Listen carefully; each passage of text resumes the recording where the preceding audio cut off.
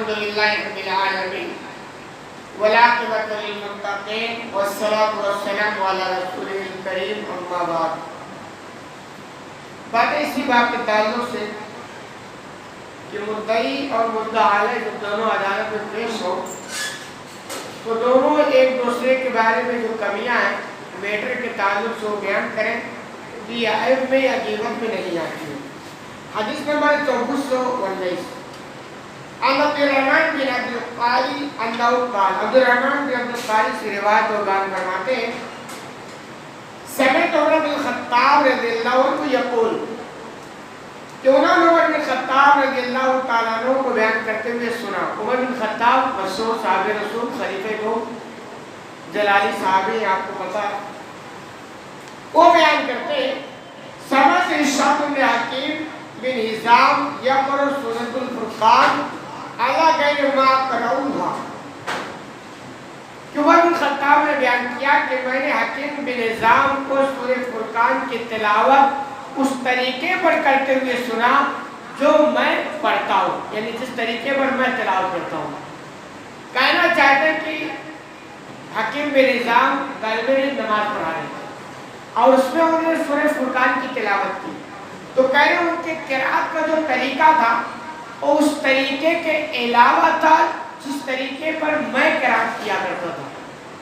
پھر آگے کہہ رہے وَقَانَ رسول اللہ صلی اللہ علیہ وسلم اقرأنیہا، اور آپ صلی اللہ علیہ وسلم نے قرأت مجھے سکھلائی تھی۔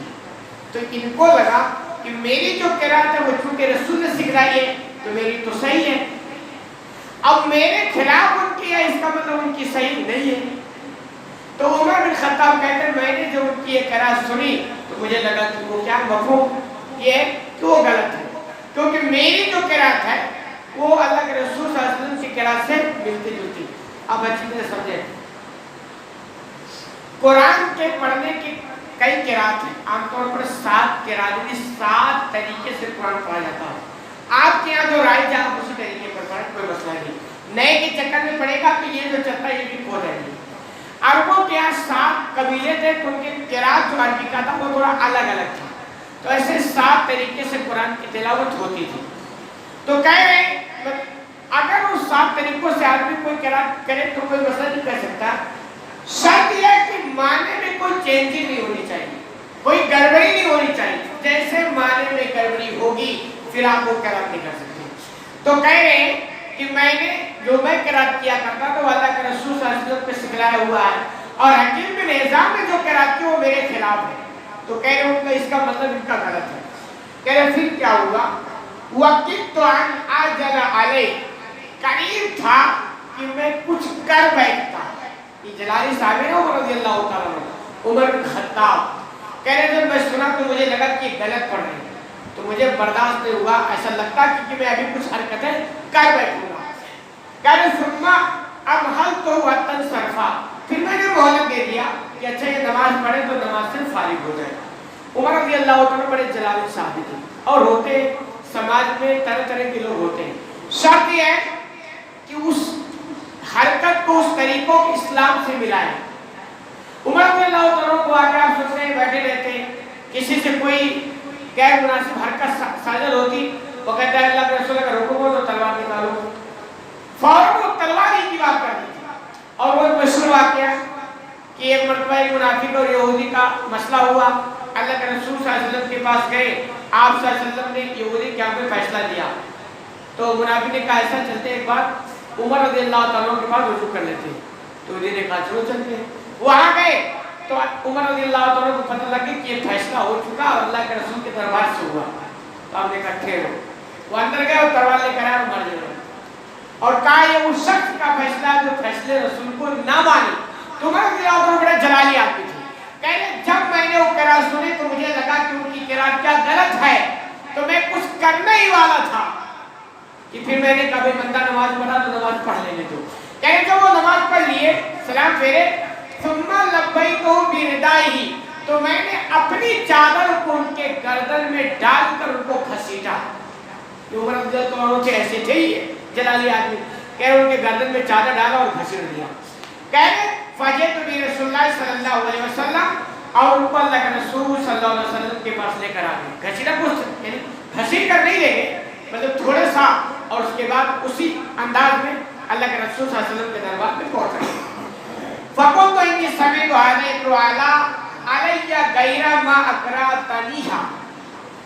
اللہ کے رسول کے دربار میں جب عمر اللہ تعالیٰ عنہ کو لے کے گئے تو انہوں نے کہا اللہ کے رسول یہ قرآن کی تلاوت اس طریقے کے علاوہ وہ کرتے ہیں جو آپ ہمیں سکھلائے ہیں, یعنی یہ غلط پڑھتے ہیں, اور میں جو پڑھتا ہوں اس کے خلاف چونکہ مجھے آپ نے سکھلایا یہ غلط پڑھتے ہیں.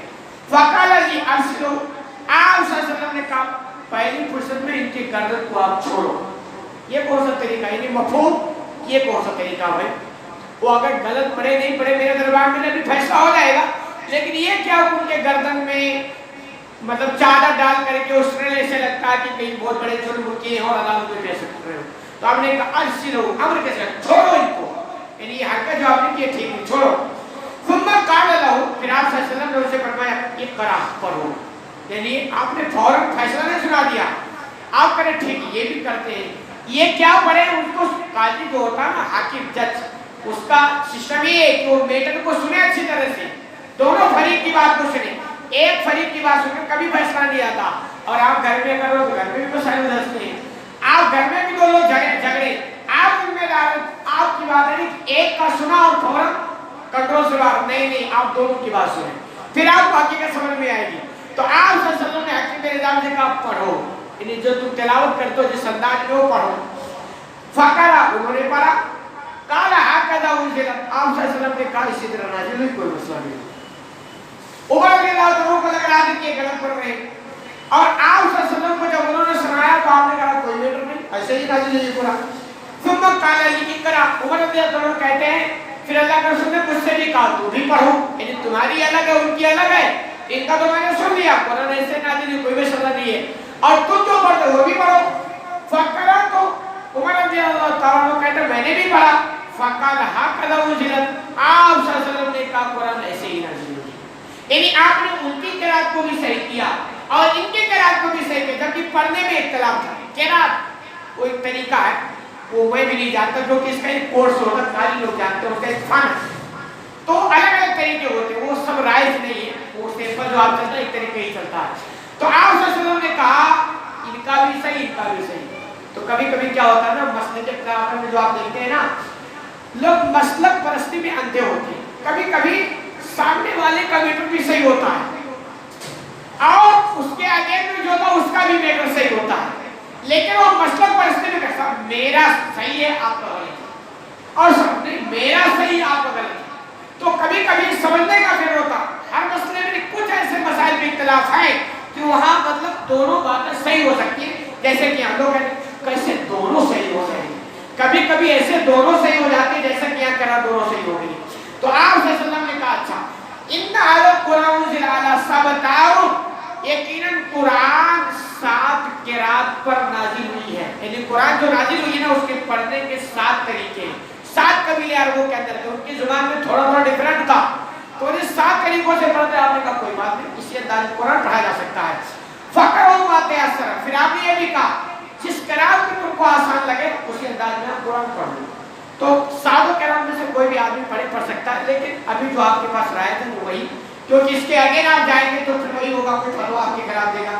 ایسے بھی کبھی کوئی مدرسے میں کمپٹیشن ہوتا ہے تو قرات کا کوئی مظاہرہ کیا جاتا ہے وہاں, عوام سے تو کہتے ہیں بچے تو کچھ الگ انداز میں قرآن پڑھ رہے ہیں, تو جو 7 طریقے انہیں میں سے کوئی طریقہ وہاں پڑھا جاتا ہے اور بتایا جاتا ہے. تو جو طریقہ آپ اسی پر پڑھیں. تو خلاصہ کلام یہ ہے کہ کبھی کبھی ایسے میٹر ہوتے ہیں کہ سامنے والا بھی صحیح ہوتا ہے اور جو مخالف ہو تو وہ بھی صحیح ہوتا ہے, سمجھنے کا پھر ہوتا ہے. تو جملہ جو ہوتا نا میں صحیح میرے علاوہ کوئی صحیح نہیں, آپ بھی صحیح ہو سکتا ہو, آپ کے علاوہ بھی کوئی صحیح ہو سکتا ہے, ایسا بھی ہو سکتا ہے نا. تو اس میں تھوڑا سا اعتدال آدمی کو رکھنا چاہیے, مسلک پرستی میں انداز نہیں ہونا چاہیے. اور ایک قرآن کی جو قرات ہے الگ الگ طریقے, لیکن آپ کے پاس جو طریقہ رائے ہے اسی پر عمل کر, اسی انشاءاللہ یعنی کافی پڑھنے کے لیے. اللہ رب العالمین سے دعا ہے الہ العالمین جو میں کہتے ہیں اس میں زیادہ عمل کرنے کی توفیق عطا فرمائے.